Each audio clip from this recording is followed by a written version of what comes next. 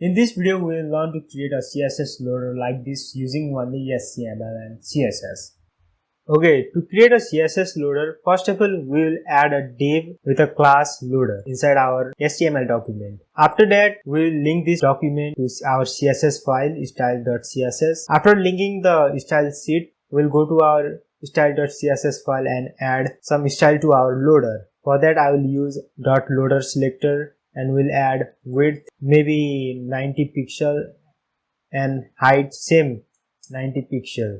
After that, I will add a border with maybe 10 pixel radius, solid gray. If we see our output, here you can see it is looking like this right now, a square. To convert this into a circle, we have to use border-radius property with a value maybe 50%. Now here you can see our circle is created.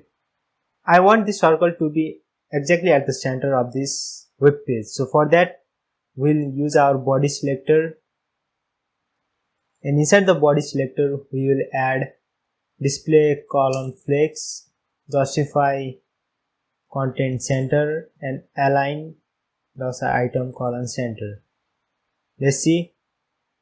Here you can see it is in the center of the web page but not exactly in the center. So for that, we will have to add height with the value 100 VH. Now it should be exactly in the center of the web page, and it is now. But here you can see we can see a scroll bar here. To hide this scroll bar, we can simply add overflow with the value hidden. Now our scroll bar should be hidden, and here you can see it is hidden now. Now we will add another property called border-top, or maybe left, or maybe right, or maybe bottom with the value 10 pixel, solid. Let's add a different color. Let's say a purple color. I hope this is enough. And here you can see our loader is looking like this now. Now there is only one thing remaining to do, and that is to add animation to this loader. For that, we will use our animation property with the animation name loader, timing 1 second, iteration count infinite, and timing function linear. And we'll use keyframe to add animation.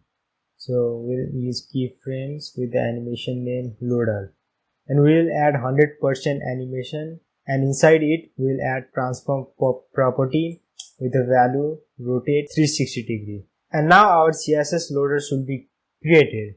Let's see our output, and here you can see our CSS loader is created.